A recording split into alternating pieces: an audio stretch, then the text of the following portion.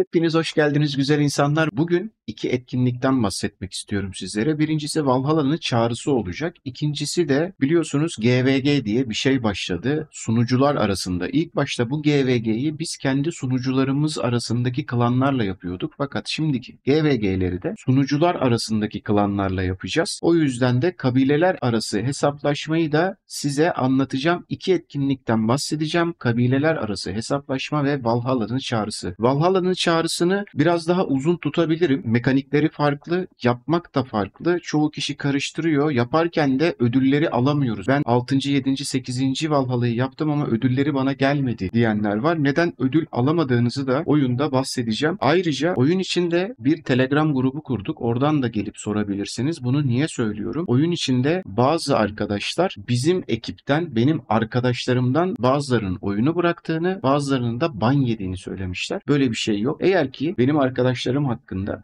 bir şey öğrenecekseniz bana oyun içi özelden de yazabilirsiniz. Telegram grubundan da yazabilirsiniz. Oyun içi kendi grubumuzu da aktif ettik zaten. Şöyle göstereyim. Kendimize ait bir panel ekibi kurduk. Orada da zaten anlatırım. Orada da söylerim herkese ne öğrenmek istiyorsa. Dediğim gibi bugün iki tane etkinlikten bahsedeceğim sizlere. Birincisi kabile hesaplaşması olacak. İkincisi de Valhalla'nın çağrısı olacak. İlk Valhalla'nın çağrısından bahsedeceğim. Çünkü birazcık detaylı, birazcık anlatmak gerekiyor. Ondan sonra da kabile hesaplaşmasından bahsedeceğim sizlere ki bunda da dayanıklılık tüketirken nasıl tüketelim? Kara bünyelere 5 komutan mı çıkarmalıyım? 2 komutan yeterli mi? Onlardan bahsedeceğim birazcık elimden geldiğince. Şimdi ilk etkinlik olan Valhalla'nın çağrısından bahsetmeye geçelim. Videoyu beğenirseniz bir beğeni, kanala da abone değilseniz, hoşunuza giderse abone olursanız sevinirim. Bu tarz videolar gelsin diyorsanız veya etkinlikler hakkında sizin de fikirleriniz varsa aşağı açıklamalar kısmına yazın ki oyuna yeni başlayanlar veya bilmeyenler için en azından fikir alışverişi yapmış oluruz. Haydi şimdi videoya geçelim. Bakalım etkinliklerde neler yapıyoruz. Evet, ilk etkinliğimiz olan Valhalla'nın çağrısından bir başlayalım bakalım. Bu etkinlik nedir? Nereden gelmiş? Nasıl yapılır? 1'i kestim, 3'ü kestim, 5'i kestim, bana ödülü vermedi. Nasıl bir etkinliktir bu? Niye bana ödüllerimi vermiyor? Birazcık onu inceleyelim şimdi. Etkinliğe ilk girdiğinizde sizde böyle bir ekran çıkacak zaten. Bunları anlatmayıp direkt geçiyorum. Artık buraları yemdiniz yuttunuz. Şimdi burada ara diye bir şey çıkacak. Bunu normalde yapmıyorum. Akşam yapıyorum. Burak, Yüksel, Atakan'ı bekleyip öyle yapıyorum. Murat da katılıyor bazen işten erken gelirse. Onları bekleyerek yapıyorum. Niye bunu böyle yapıyorum? Arkadaş ekibiniz varsa bu etkinliği arkadaş ekibinizle yaparsanız daha iyi oluyor. Çünkü bu etkinlikteki kısaca mantığı anlatmam gerekirse siz kendi açmış olduğunuz ralliye yani kendinizin rallisine katılamıyorsunuz. Başkasının rallisine katıldığınız zaman ödül alıyorsunuz. Şimdi geçelim neden arkadaşla yapılırsa daha iyi olur onu anlatmaya. Şurada ara tuşu var görüyorsunuz. Ara tuşuna basıyorum ve bana bir drag buluyor. Burada bu ekranda bir duruyorsunuz. Acele etmiyorsunuz. Çünkü burada yapmamız gereken en önemli şey ara tuşuna bastıktan sonra yardıma basmak. Saldıra değil. Saldıra basarsanız kendiniz kesmiş olursunuz ve ödül alamazsınız. Bunda mantık yardım isteyeceksiniz. Sizin drağınıza başkası ralli açacak. Bu oyunun mantığı bu şekilde işliyor. Ben kendi drağımı kesemiyorum. Başkası ralli açıyor. Başkasının drağına da ben ralli açarsam ödül alabiliyorum. Bundaki düz mantık bu. Yani Burak'ın yardımına ben ralli açacağım. Benim yardımıma Burak ralli açacak ki ikimiz de ödül alalım. Mantık bu şekilde işliyor. O yüzden burada sakın saldır demiyoruz. İçtima da demiyoruz. Bak adam buraya sarı renk koymuş zaten. Demiş ki ben buraya sarı koyayım. Yanlışlıkla saldırı içtima açmasınlar. Yardıma bassınlar demiş. Yardıma basıyoruz. Yardıma bastık. Ben şimdi öylesine basıyorum. Tekrar Valhalla'nın çağrısına geldik. Dedim ki benim şöyle bir drağım var. Ben sizden yardım istiyorum dedi. Ve Burak da dedi ki tamam abi dedi. Sen dedi yardım iste. Ben de oyundayım. Bu yüzden arkadaşlarınızla oyundayken bunu yapmanız çok güzel ödüller kazandıracak size. Ben diyorum ki Burak ben yardım istedim. Burak da diyor ki tamam abi hemen diyor. Senin drağına ralli açıyorum diyor. O da benim drağıma ralli açıyor. Ondan sonra Burak diyor ki abi diyor ben de diyor yardım istedim. Sen de diyor benim drama hemen diyor ralli aç. Diyelim ki burada Burak var. Burak yoktur da şurada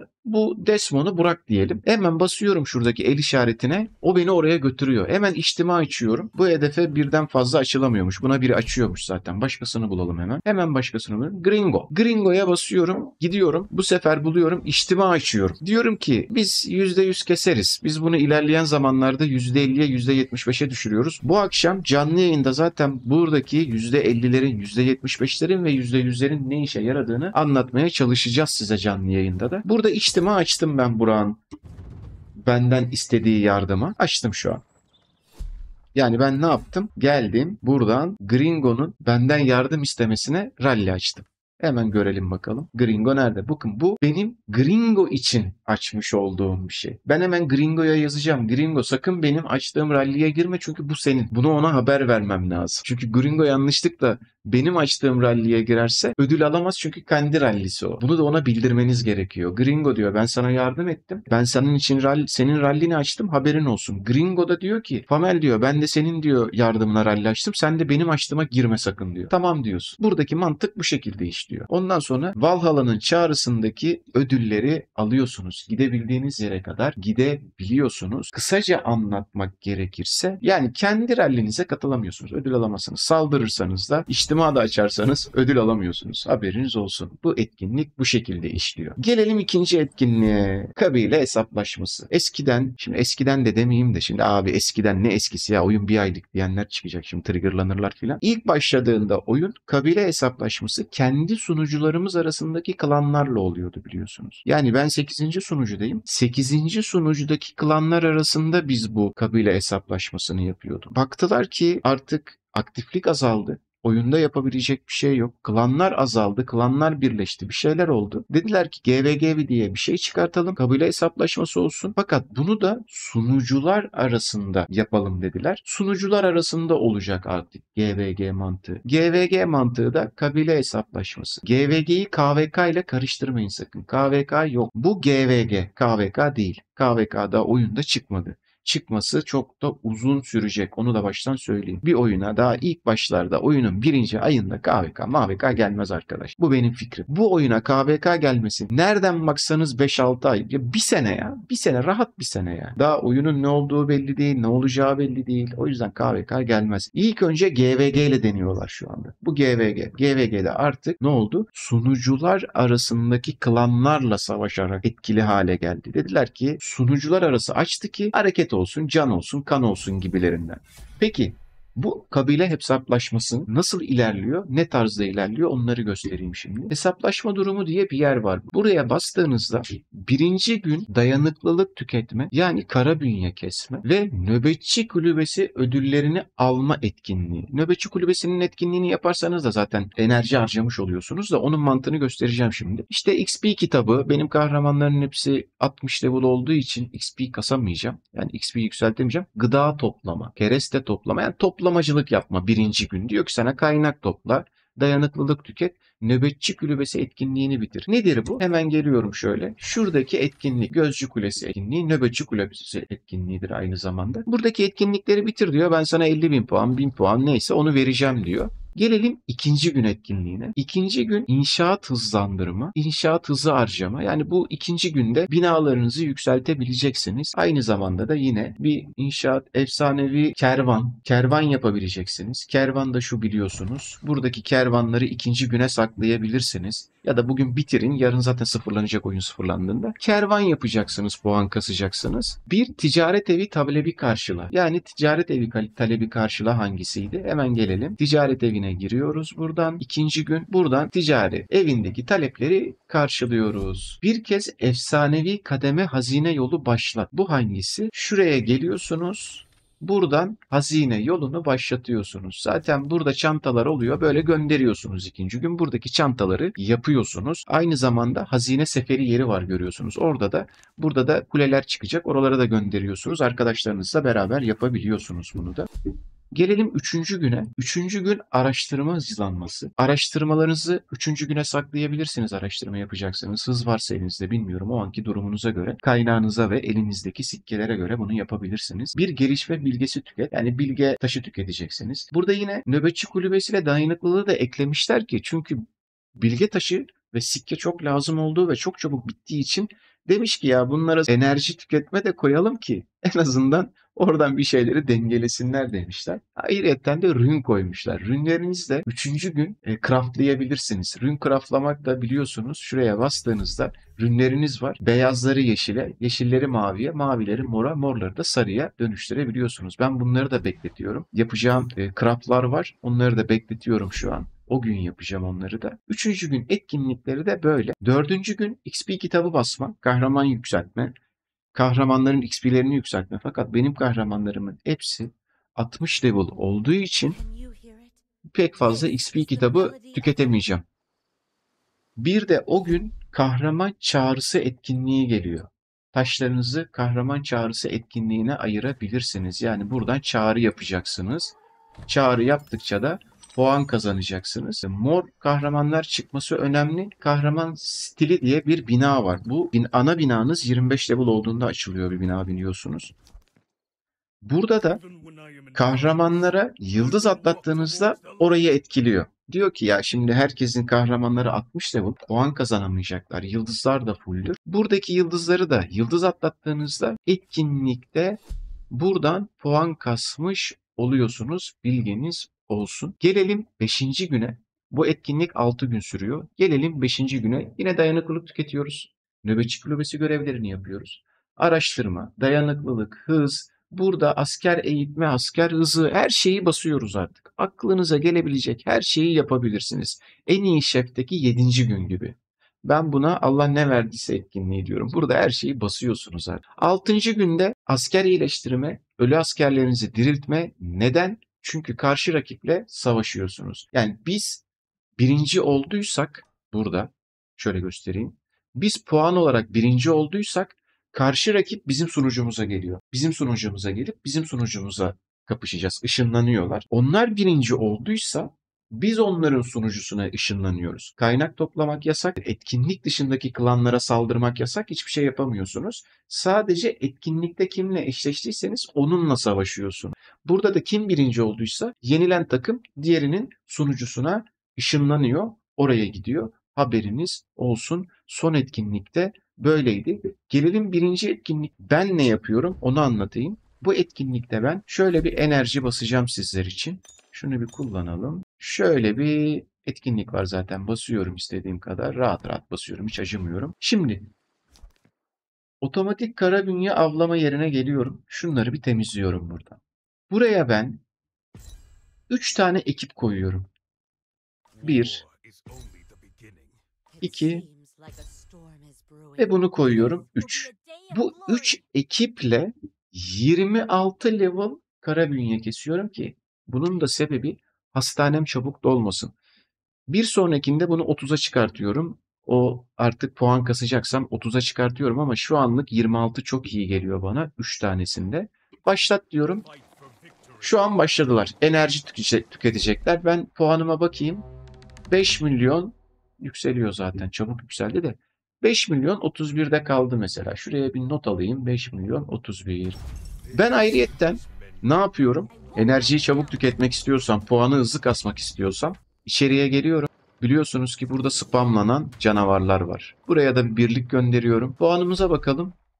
5 milyon 44. Bakın şimdi kestikçe burası yükselecek zaten. Bakın 49 oldu. 54 oldu. 58 oldu. Bir de ayrıyeten 3 oraya veriyorum. Bir de şu dışarıdaki sürekli spamlı olanları kesiyorum durmadan. Başka bir şeyle. Bunu manuel kesiyorum. Otomatik orada devam ediyor. Ben burada manuel bunları kesiyorum. Şimdi gelelim şu sandık ve ödüllere. Bu sandıkta ben buraya kadar açmışım. Yani 2,5 milyon güç yaptığımda, puan yaptığımda buradaki sandığa kadar alabiliyorum. Bunlar sizde şurada kapalı olabilir. Bakın bende de burası kapalı. Diyor ki bana üstün sandık teknolojisini araştır. Ben sana diğerlerini de vereceğim diyor. Peki o nedir? Git diyorum gidiyorum şu an. Ben bunu ilk klan hesaplaşması yapmıştım. Burayı açmıştım. Öyle de bıraktım. Fazla da ilerlemedim. İlerlemeye de gerek yok. Çünkü çok istiyor. Sikkem yok ve taşım yok. Burayı gelişmiş sandık. Buraya kadar açarsanız ödülü 2,5 milyon puan yaptığınızdaki bu sandığa kadar alabiliyorsunuz. Burayı almak için ise burayı açmanız gerekiyor. Burayı nasıl açıyorsunuz? Şuradaki araştırmaları yaparak, yani burayı 5 yapacaksınız, 5 yapacaksınız, 5, 5. Ondan sonra bu çanta açılıyor. Bunun içinde çok sikke ve bilgelik taşı gerekli. O yüzden de gelişmiş bilge taşı ve sikkeyi de buna harcamak istemiyorum. Bana şu an burası yetiyor. Burayı da 10 yaptım. Neden 10 yaptım? Kabile hesaplaşması etkinliği boyunca tüm görevlerden kazanılan puanları arttırır. Bunu 10 yapabiliyorsanız yapın. Fullleyin yani. Buradaki sandıkları bu şekilde alabilirsiniz. Benim sikkem ve bilgelik taşım buraya kadar yettiği için buraya kadar alıyorum. İleride belki burayı da açarım. Belki bir sonraki kabile hesaplaşmasında burası da açılmış olur. Burayı da, bu sandıkları da bu şekilde alabilirsiniz. Şimdi rally'yi de göstereceğim size. Bakın buradaki canavarı öldürdük. Ben Burak'ın yardımına rally'yi açtım. Öldürdük ve geldik. Bakın şimdi ödüle. Bakın. Ödülleri aldık, gördünüz mü? Bu mantık böyle ilerliyor. Yani siz başkasına yardım edip ödül alıyorsunuz, başkası da size yardım edip ödül alıyor. Bu şekilde. Droplar bu şekilde kesiliyor. Buraya geliyorsunuz. Bakın bir de Valheim yemeğini Valhalla'nın çağrısı etkinliği için kabile üyelerinden yardım talebinde bulunmak amacıyla kullanılabilir. Yani bununla yardım talebinde bulunuyorsunuz. Rally açıyorsunuz. Bu sayfa zaten size düşüyor. Bunu dengeleniyor. Çok geliyor bunlar. Onunla rally açıyorsunuz. Şimdi enerji harcarken ben ne yapıyordum? Şuradaki spamlanan canavarları manuel olarak bunlarla da kesiyordum. Bakın böyle. Durmadan kesiyorum bunları bu şekilde. Bir de manuel içerideki canavarları kesiyorum. Enerjiyi daha hızlı, puanı daha hızlı kasıyorum. Dışarıda kara bünyelerim otomatik kesiyor. Kara bünyeyi otomatik kesiyorum şu an. Şurada. İçeride de manuel olarak elle dışarıdaki canavarları kesiyorum. Yani kapının önünde sürekli spamlanan canavarları kesiyorum. Böyle daha iyi oluyor. Şuraya geliyorsunuz. Zaten bunları çıtır çıtır çıtır çıtır buradan kesersiniz. Şimdi vol dönsün. Onu daha rahat göstereceğim size.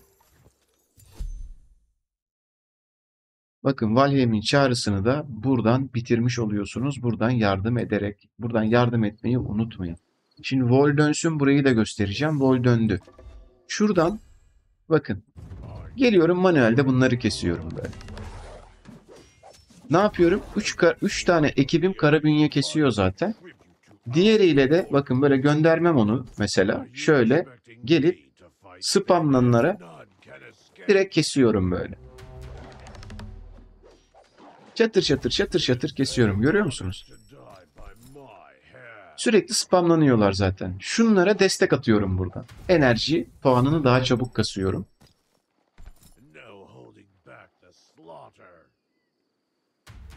Şimdi bir daha spamlanacaklar.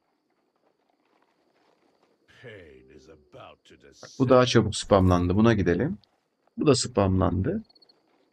Böyle de oynayabilirsiniz. Bu şekilde de yapabilirsiniz. 3 tane dışarıda kara bünye keser. Şu şekilde. 3 ekibiniz kara bünye keser veya 2 ekibiniz size kalmış. İstediğiniz gibi koyabilirsiniz buraya. 2 ekip de koyabilirsiniz. Diğer 2 ekiple de buradan dışarıda spamlı olanları kesebilirsiniz. Siz de aşağıya yorumlar kısmına eğer oyun hakkında, etkinlikler hakkında fikirleriniz varsa yazabilirsiniz ki fikir alışverişimiz olur. Bir, şu video da gelsin derse ben ona göre videoları çeker, hazırlarım. Çünkü biliyorsunuz videoları tek başıma montajladığım için çok vaktimi alıyor. Her şeyi tek başıma yapıyorum. 1 saatlik videodan böyle sizleri de sıkmamak için 20-25 dakikalık videolar çıkarmaya çalışıyorum. Çok vaktimi alıyor. O yüzden aşağıya hangi videoya öncelik verirsem onu çekmeye başlarım sizin için. Tekrar videoyu buraya kadar izlediğiniz için çok teşekkür ederim. Kanala abone değilseniz abone olabilirsiniz. Videoyu beğendiyseniz bir beğeni atabilirsiniz. Hepinize iyi oyunlar diliyorum. Bir sonraki videoda görüşmek üzere. Hoşça kalın.